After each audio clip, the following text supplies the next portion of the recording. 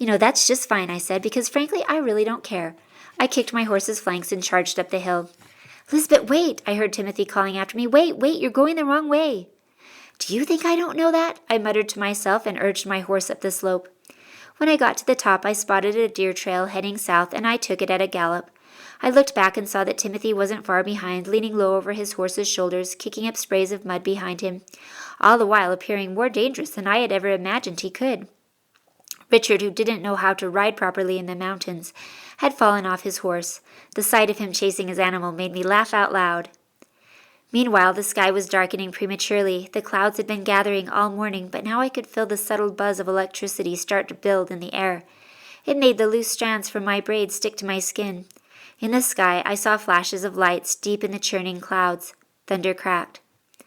I leaned back and pulled in the reins. When I was 10, I had seen a tenant farmer struck by lightning behind his plow.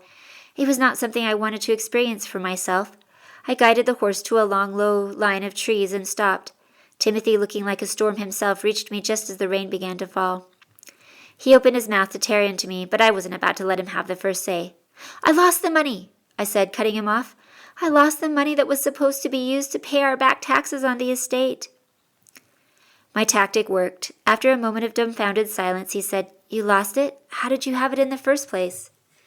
Jarrett and Clays came to Ottleton a few days ago to pay the back taxes.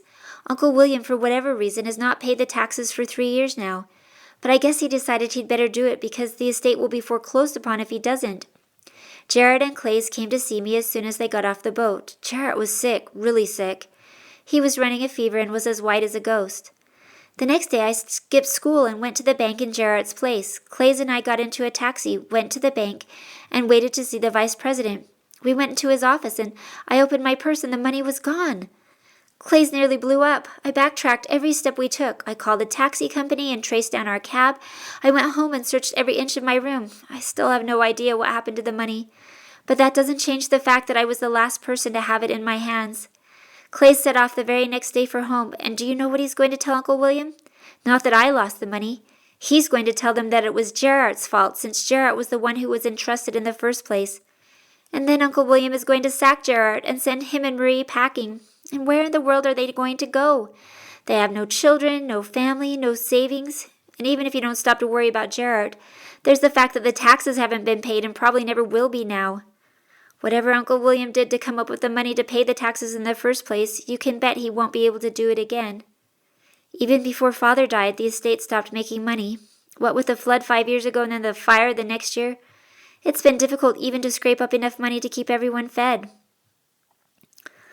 By the time I stopped talking, the rain was coming down in full force, but under our canopy of leaves we were able to stay reasonably dry. But this doesn't make sense, Timothy said. The clothes you wore in Ottleton and the jewels. Where did the money come from to buy those things?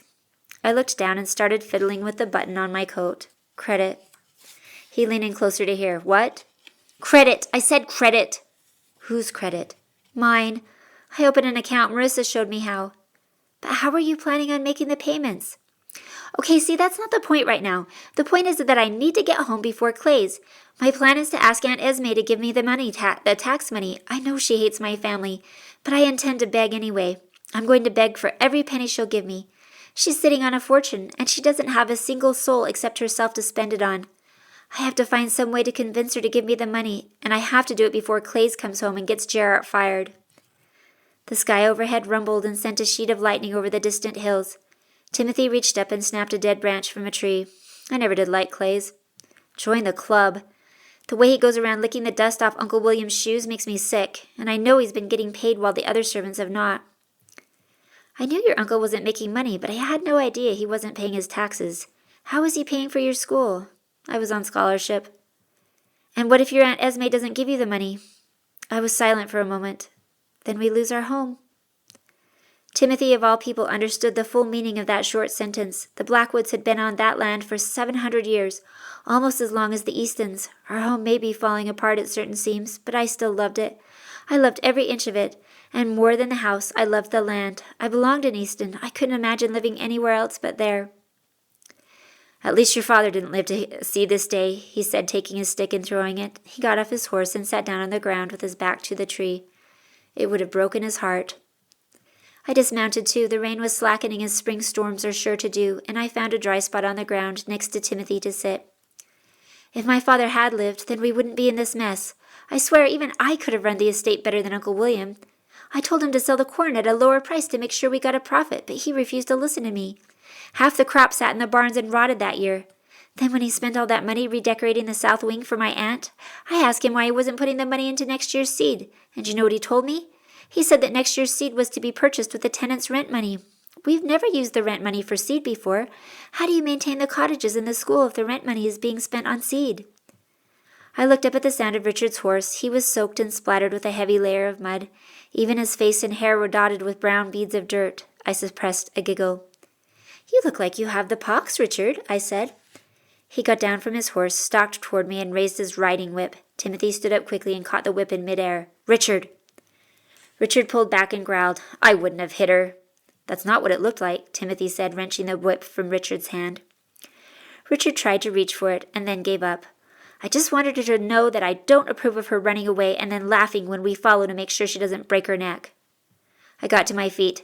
I'll laugh at you if I want. Someone needs to teach you a lesson. He took another step towards me, but before he could get any closer, an arrow struck into the tree between us both.